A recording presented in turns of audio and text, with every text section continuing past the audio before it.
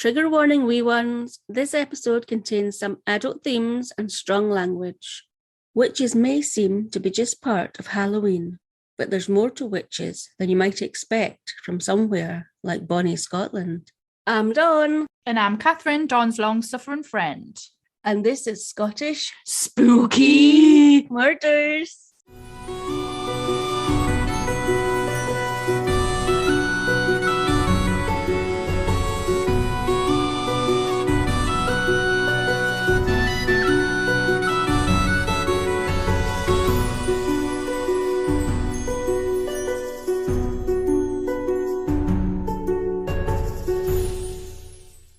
Just before we start our story today, we're going to play you a promotion of one of our podcast friends. We love their podcast, and we hope you will too. Scotland's history is ghoulish, ghastly, and at times downright gruesome. Who wouldn't want to hear more about it? If you're interested in learning more about Scotland's history, legends, and ghost stories, then the Generally Spooky podcast is for you. My name is Ailey, researcher, storyteller, and believer in ghosts. And my name is Kieran. I'm chief listener, provider of jokes, and Ailey's husband, and we are the co-hosts of the Generally Spooky podcast. Join us as we discuss things like the Loch Ness Monster, the Mackenzie Poltergeist, the Battle of Culloden, and so much more. You can find us on Apple Podcasts, Spotify, Stitcher, and anywhere else you listen to podcasts. You can also find us for free on YouTube and over at our website, generallyspooky.com. We'll see you there. See you there. Now for our story. No doubt everyone has heard about the Salem witch trials, but did you know that Scotland had its own witch trials? Gather round and let me tell you all about it. It was back in 1563 when the Scottish Witchcraft Act was passed.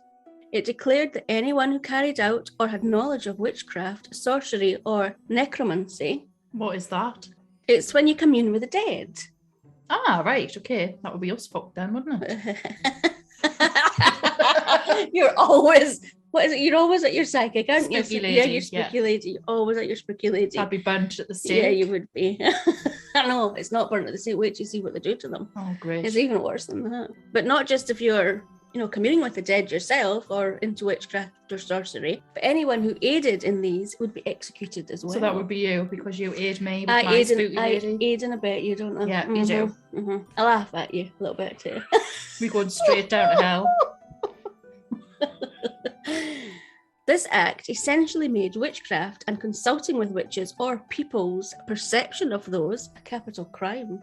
During the time of the Act, the Catholic Mary Queen of Scots ruled over Scotland, and the Protestant Elizabeth I ruled over England. However, this would change with the Union of the Crowns in 1603, which unified the rule over Scotland and England under the Protestant King James VI of Scotland, who would also be known as King James I of England. But we'll talk about him later. The origin of the Scottish Witchcraft Act seemed to be from an increasingly Protestant influence on Scotland and Scottish law, containing what many thought to be an anti-Catholic subtext, with the attack on magical practices being focused on how Protestants perceived the religious practices of Catholics, and the Act also seemed to show signs of a clause that had been removed, which may have made the anti-Catholic message even more obvious. So it's a bit like Harry Potter. Oh. With magic wands and stuff. Yeah, I didn't know where you were going with that one. It's nothing like Harry Potter. Right, okay, that's what I'm picturing. The castle and the wands and the magic. Right, okay. Yeah. However, it is also possible the Act targeted those known as charmers, who were practitioners of a kind of folk magic and would travel around the country healing common ailments such as burns or toothache. Is that where snake charmer comes from? You know, when they make the snake dance out of the basket? When they play the little flute thing. It's like a snake charmer. No? I'm thinking how we could put that in. No, I'm thinking, so it's a charmer, but they were healing people. Is that the snake charmers didn't heal people? They would just be like, dancing snake. Yeah, I think it's two separate things. You know how I said you could just say random things? I am. Yeah. That's what comes to mind. There were also a lot of changes going on that had occurred due to the Scottish Reformation, which had happened just a few years earlier in 1590, along with a similar Witchcraft Act in England the same year. However, this English Witchcraft Act seemed to be aimed at punishing those who were carrying out witchcraft, rather than the Scottish Act, which seemed to be more focused on the condition or thought crime of being a witch. However, it would not be until 1590 when the first major witch trial took place after the Witchcraft Act became law in Scotland. So why, after almost 30 years of very little activity surrounding witches, was there suddenly a major trial being carried out, Kathryn? I'm not sure. Would you like me to tell you? Yeah. Okay. Was it because they were doing it in secret? No. It's a good guess, though. Yeah, that's my only guess. Yeah. No, it wasn't actually. What it was this. This. Shortly before this time, King James VI of Scotland... Is this the same King James as earlier? Right, yes, okay. The same one. The first of England. Yes, he becomes the first of England, but at the moment he's the 6th of Scotland. Right, okay. Which is what I've said, who, as mentioned, would a few years later become... I've got a memory of a goldfish. So yeah, a few years later, he's going to become King James I of England in 1603. Well, he'd been on a visit to Denmark to see his wife-to-be, Anne of Denmark, and he'd seen the witch trials taking place while he was there. So, it seems that a little seed was planted in his head. I bet that was not the only thing that was planted while he was visiting his wife. Oh, no, Kathryn. Isn't this good that we're not live?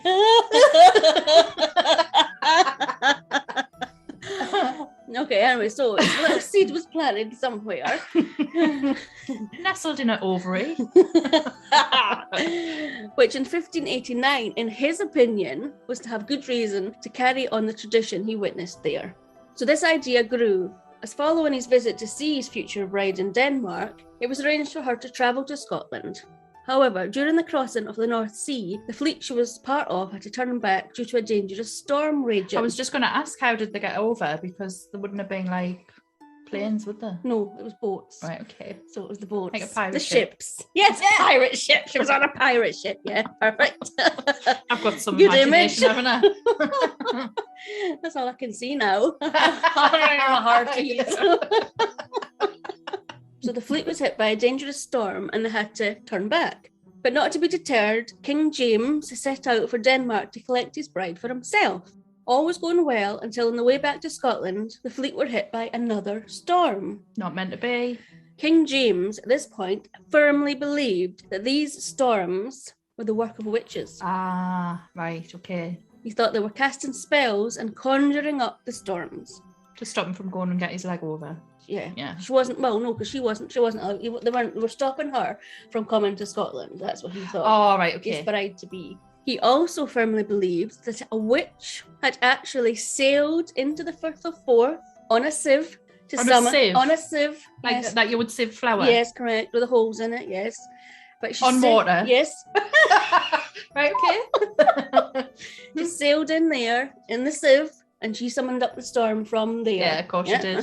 Yeah. I'm trying to think who's more nuts here. I know. Him or the witches. But it's also believed that King James's belief about the witch in a sieve reached far and wide, even as far as been referenced in Shakespeare's play Macbeth.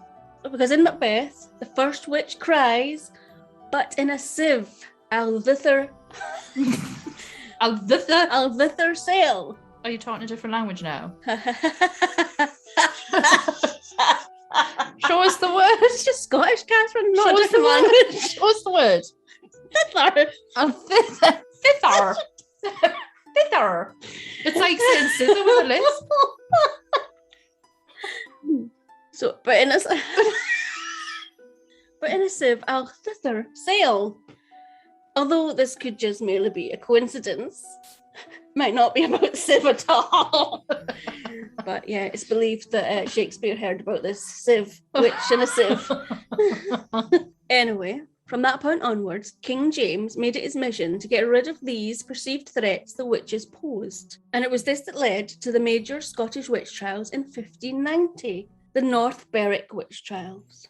According to the Visit Scotland website, North Berwick is a seaside town in East Lothian, boasting great beaches, coastal scenery, and is home to the Scottish Seabird Centre, as well as being just a 30-minute train journey from Edinburgh. Have they got nice fish and chips there? The bound is like by on the the sea, coast, yeah. yeah. It sounds really pleasant, doesn't it? However, back in However, not. Back in the 1590s, it was anything but pleasant. I don't suppose they had fish and chips then.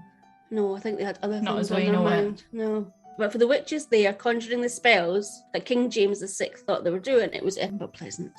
It's a bit gruesome now. This is what they're going to do to you. You know how you said, oh, I'll be burnt at the stake? Well, you would be so lucky. But that'd be quick and over with. Galis Duncan was one of the first targets of these new witch trials. She worked for her employer, David Seaton, who was convinced she conspired to sink King James's royal fleet. Why did he think that? Did he just pick her? Did he just not like her and Yes, didn't want to sack her? A lot of it So is. just Yeah. A lot of it is Yeah. you just don't like them. Yeah. Just taking that. I can't be bothered to send you P45, so I'll just say you're a witch. Yeah, pretty much. Job's a good one. Yeah. No need to do a reference because you're gone. So what happened to her was detailed in a pamphlet which was commissioned by King James in 1591. The pamphlet detailed that grievous torture was carried out using thumbscrews known as pillywinks to crush her fingers, and that a rope was tied tightly around her neck, which was then winched and twisted, described as a most cruel torment. Yeah, I think I would say that was the cruel. I'd rather be burnt just for future reference. Yeah, I don't like pain. No. Well, no, want it over with. Because burning, that might be a bit painful to mind. I know, but I think that sounds terrible. Yeah. So judging by these descriptions, it almost seemed like they're trying to be absolved. Absolved? Yeah. So this is the booklet that he's done, the pamphlet. So he's done like a full-on brochure of how he's going to kill the witch? No, this is what he says. So King James has actually commissioned this pamphlet and saying what he's done. Oh, as a warning for the other witches? Yeah, but he's saying that it's thought that the pamphlet's basically him trying to absolve himself of, why he had to carry out these acts. So it's like making it okay. Yeah, it's like, I had to do it. He saved the world from the witches, and the sieves. Mm-hmm. Yes. Galis Duncan was also stripped and shaved completely, along with being thoroughly examined until the devil's mark was declared to have been found on her throat. Well, they wouldn't have to shave me. Well, all right. There's not a porno one. I know. Agnes Sampson was amongst those named by Galis Duncan. Oh, so she's not only being tortured herself, she's now slinging her mates under the bus. Yeah. Nice. Well, would you do it to you. If I'm going, you're coming with this. Totally. So Agnes Sampson was amongst those named by Galis when she was tortured, according to the pamphlet. So Agnes was tortured at the Edinburgh toll booth, where she was pinned to the wall and made to wear. Girl. God, only your mind would go there when we're talking about torture. And made to wear a witch's bridle, which is like an iron muzzle that clamps onto the head, preventing her from speaking. And I've put a photo on the website if anybody would like to have a look. So it's like the Man in the Iron Mask type thing. Yeah, it is. Oh. So eventually Agnes confessed to causing the various storms, including the storm that King James had encountered on the way back from Denmark. Why has she done that? Oh man, you'd say anything, would you know? No, I wouldn't. I'd say I know nothing. Both women later were interrogated at Holyrood Palace in Edinburgh, possibly, as some suggest, physically, by King James himself. I bet. He was initially sceptical of Agnes's confession, but she seemingly told him details of his wedding night with Anne of Denmark, which then convinced King James of her guilt. It's not going to be hard, is it? They're going to know that they've had sex. So she's going to say, you shagged your wife. Yeah. You're a witch, only a witch would know that. Yeah. So during King James's interrogation of Galis Duncan, she was forced to confess, claiming that she had gathered with witches to concoct fanciful spells that brought about the storms that had plagued the royal fleet and the king himself. However, she did retract her confession, but it was too late, and she was and she was executed along with Agnes Sampson, who was found guilty of treachery and devilish deeds, and many others who were falsely implicated. However, in 1597, it was being asked why King James was so determined to carry on his witch hunt, especially as many of the educated elite were starting to question the validity and existence of witchcraft, and even the most zealous ministers were starting to back down too. but not King. They were all under the spell. I never thought of that. That was good. Why Witches didn't you are think of taking that? over. Yeah, witches are taking over. When King James VI of Scotland finally became King James I of England, you try saying that best. He was surprised to find many sceptical in England of witchcraft, along with fewer judges unwilling to prosecute based on what little evidence was gained from torture. There's a surprise. Little evidence, because there's none. He did proceed to have the English Witchcraft Act amended in 1604 to make hanging mandatory, but found that the public interest in this was not the same as in Scotland. Scotland are just evil, aren't they? King James had helped encourage witch trials as he considered them important due to his own supposed experience of witchcraft that happened during his reign. But the witch trials were also driven further by the pressures following the Scottish Reformation. Later, King James started to help debunk those accused of witchcraft after becoming more involved in other affairs of state, which actually included another plot against him that we'll go into later. Another plot? Another plot. Another sieve? Do you know what it is? No, it's not a sieve. Was it a saucepan? The witch trials that happened during his reign were not the first witch trials to occur in Scotland and England, nor would they be the last. So following the death of King James, many acts continued during the reign of his successor, Charles I, against those accused of seemingly threatening social stability and escalated with the torture, including the use of thumbscrews and iron muzzles, of around 3,000 or 4,000 people, many of whom were executed as witches. So this is why people say I'm going to put the thumbscrews on him to try and get information out. Yeah, it comes from this then. Comes from that. Who says that? Alex says it to me. Does he? Put the thumbscrews on. Does he? Yeah. Kathryn, now you know where it comes from. I bet he doesn't. Yeah, I'm a witch. I'm a witch. I think you're a witch. Well. I could be right. I have my spell book in the drawer. You're just going to see your spooky lady? Yeah. Oh, shit. I am the spooky lady. Where's your sieve? Where is it? I've got a sieve and a colander. Oh, God, you're sorted, aren't you? How many storms can you brew with that? Well, witch is only female? No. According to the survey of Scottish witchcraft by the University of Edinburgh, from the nearly 4,000 people accused of witchcraft, about 84% were women and 15% were men, with almost a third between the ages of 50 and 60. Many of those people who were tortured and killed as being suspected of witchcraft would provide names and details that they believed those interrogating them wanted to hear. In 1642, Agnes Finney from Edinburgh was known as being a very spiteful person. She was a trader known for her sharp tongue and foul temper. Sounds familiar. I wonder if I was Agnes in a former life. Yes, it is you. Who could get into many arguments with customers and neighbours. Yes, it's totally you. It is me. Well, you better watch. The rumours started to spread about her. There's plenty of rumours going about me. And she was eventually put on trial for witchcraft, where the spite of those she had maligned manifested in no shortage of people coming forward to testify regarding her malevolence, and she was found guilty of witchcraft and executed on Castle Hill in Edinburgh. So there you go, you've been warned. Yeah, but I'm back. It's in the back of me. So these new witch trials would not be the only turmoil to be dominating the country at the time, as Charles I was fighting the armies of the Scottish and English parliaments in the English Civil War. However, it would be in 1645 when King Charles was finally defeated and surrendered and handed over to the English, who demanded he form a constitutional monarchy. But he refused to do so and managed to escape captivity a couple of years later. So the witch trials continued in 1649 when Patrick Watson blamed his wife for seemingly bringing the devil into their home. However, it would be Patrick himself who would be identified as a witch. Oh, by a professional witch pricker. Witch pricker. A witch pricker. Mm-hmm. He was called John Kincaid, and he would prick. With what? A suspected witch. I'll tell you in a minute.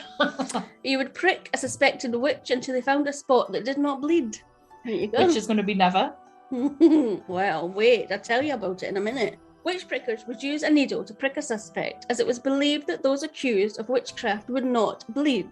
But it was hollow handles and retractable needles that were used to produce the desired effect. So if you don't bleed, you're a witch.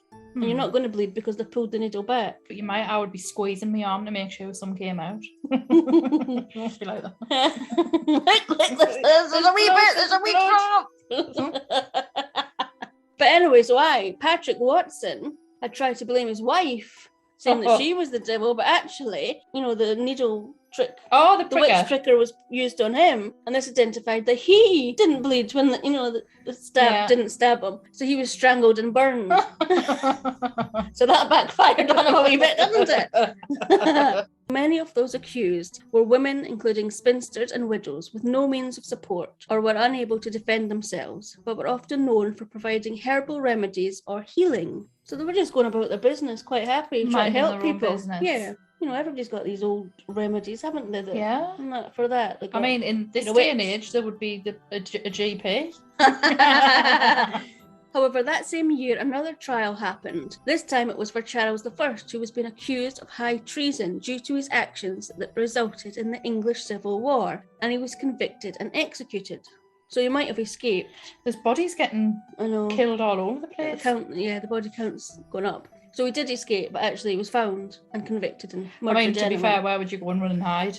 In the safe. Floating over the sea. In a safe place. I'm here. So this resulted in the abolishment of the monarchy, and a republic was established, led by Oliver Cromwell. Although this only lasted a little more than a decade when Cromwell died and his son was not strong enough to lead the country, which resulted in a coup and the return of the monarchy under Charles' son, Charles II. Cromwell's corpse was then dug up, hung up, to dry, and beheaded. Why? It's not going to hurt him after, is it? I know, despite him already being dead. Yeah, I know what we'll do. Dig him up, hang him up, and behead him, because that will really show him. For tea. In 1679, when charges of witchcraft were becoming more infrequent, along with an increasing scepticism regarding witchcraft in Scotland, one of the final multiple trials for witchcraft took place in Bo'ness, which is about 16 miles northwest of Edinburgh. Those accused were Annabel Thompson, Margaret Pringle, Bessie Vicar, and William Craw, and two women by the same name, Margaret Hamilton.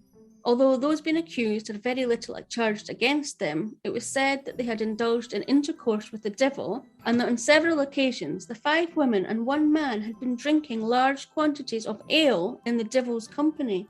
But it seems those charges were mostly about drunken and lustful behaviour. Drunk and disorderly. Can you imagine nowadays? And taking someone back with theirs. Yeah. You on a Saturday night. Oh, good Roger. Despite this, all 6 were found guilty. All 6 or 6? All of the 6 having sex were found guilty. Yeah, it's a snake charmer. Snarman. You and your charming the snake out the pan. So despite this, all 6 were found guilty. They were led to the west of Bo'ness and were strangled at the stake and were burnt to ashes. Janet Horne was the last person to be tried and executed of being a witch in Scotland in 1727. Janet was tarred, put into a barrel, then it was burnt. It would be 7 years later, in 1735, when a new Witchcraft Act was passed, which although still made it a crime for a person to claim to be a witch or practice witchcraft. Why would you claim to be a witch knowing what death you were going to get? Well, this is what it changed. It abolished the hunting and execution of witches in Great Britain with a maximum penalty of a year's imprisonment. So you wouldn't be bothered. You'd be like, Yeah, especially if you were poor, because then you get fed in that prison. Totally. Telly, Xbox.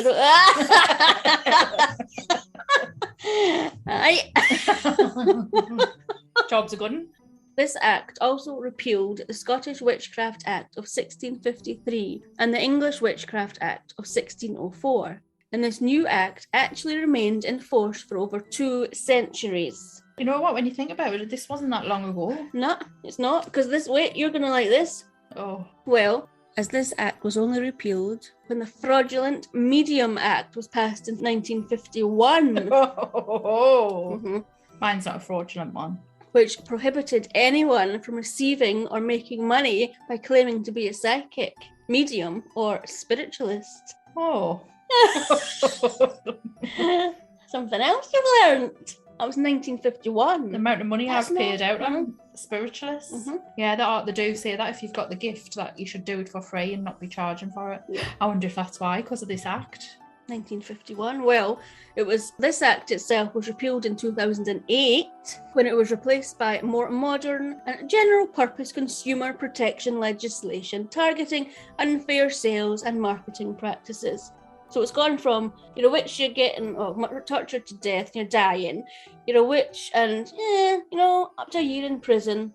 A witch nowadays is just like, you're fine. Bring her around, we'll have a house party for 6 people. Yeah. So today it's hard to imagine all those thousands of innocent women and men who were accused, charged and executed for their supposed crimes, but who were most likely not harming anyone, but instead became the target of increasing paranoia, religious intolerance or political unrest that was happening in Great Britain at the time.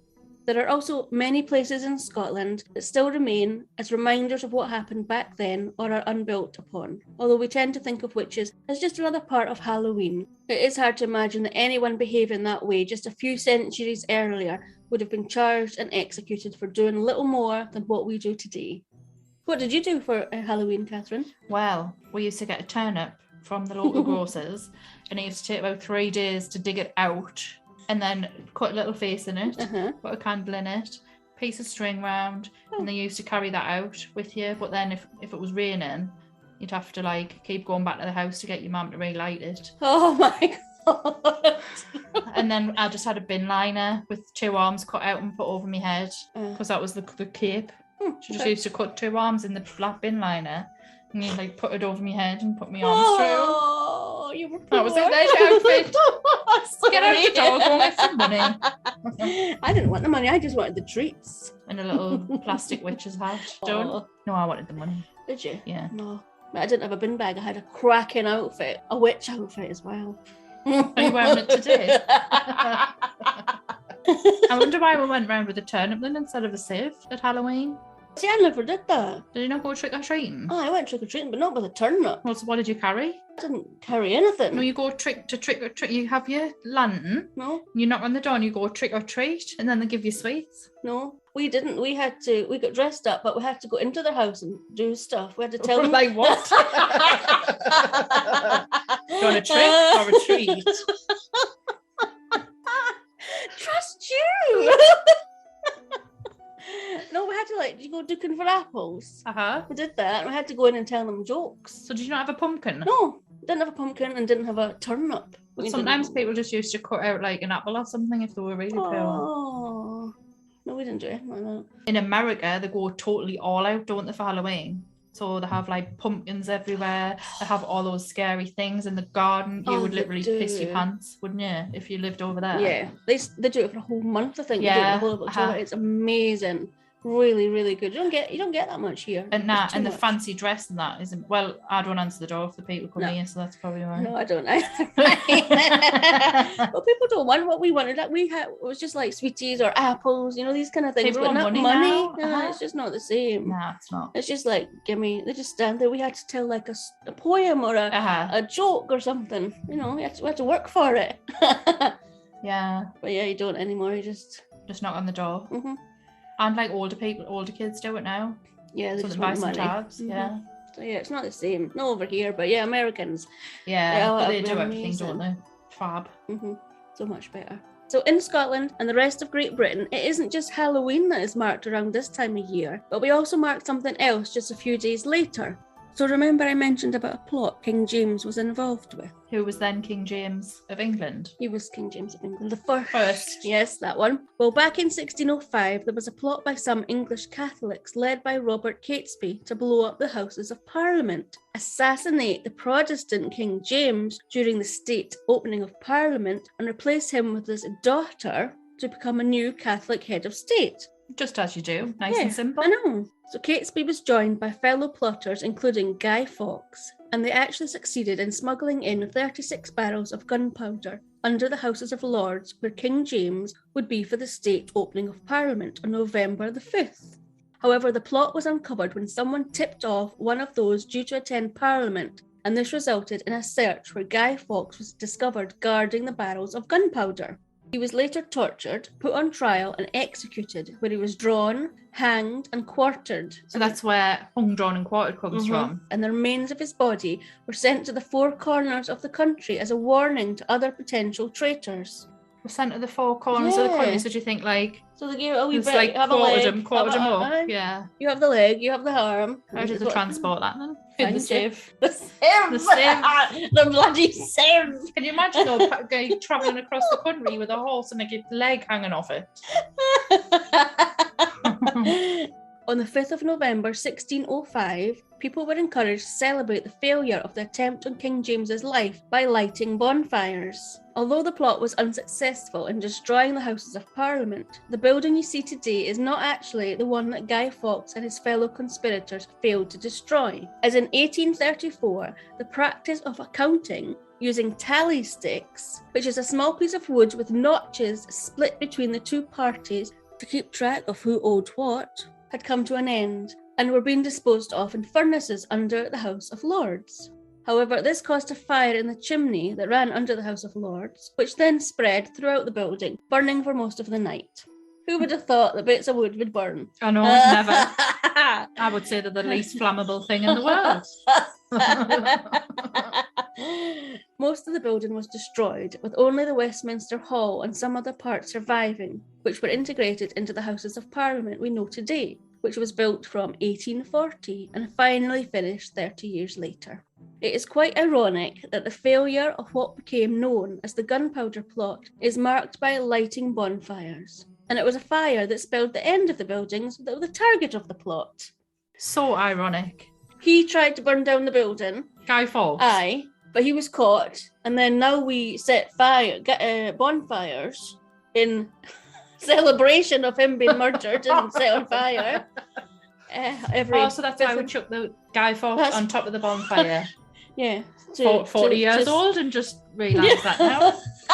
So we're celebrating him being murdered and drawn and quartered and sent to different parts of the country every 5th of November, and fireworks go off as well. We have a lovely time. Just goes out with a bang.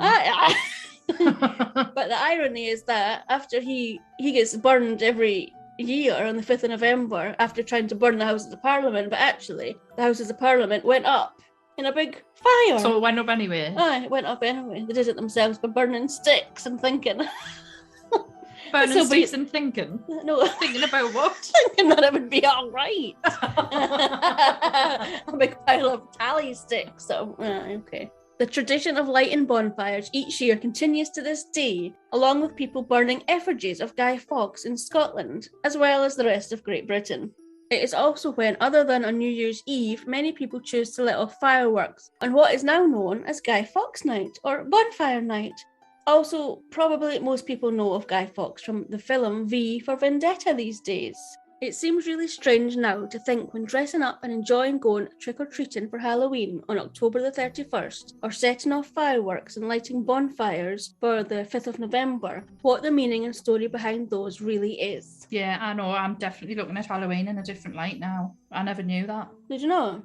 No. Well, I knew it and I still enjoyed it. I don't actually know where I thought it came from. Why is Halloween on the 31st of October? Is there any particular reason? Well, it comes from the Celtic festival, Samhain. I've not heard of that before. It's celebrated because they believe that the ghosts of the dead return to the earth. Right, so it's like a closure at the end of the month. Yes. Getting rid of all the spirits and the witches and stuff. Clearing out all the spirits. Yeah, starting again. Yeah, starting afresh from the 1st of November. So that'll be why we all get dressed up and everything, because we're fending off evil. Aye. It is good to know that many of those people caught up in those times will never be forgotten and are still remembered in some way today. Even though we may not know many of their names, their stories will live on. And that's the end. If you've enjoyed this episode and know just the person who'd also like it, please share it with them. Don't keep it to yourself. Please also get in touch on social media if you have any questions, comments, or suggestions, and we'll get back to you as soon as we can. All social media and contact details can be found on our website, scottishmurders.com, as well as all source material and photos related to this episode. So that's it for this week. Come back next time for another episode of Scottish Murders. Bye!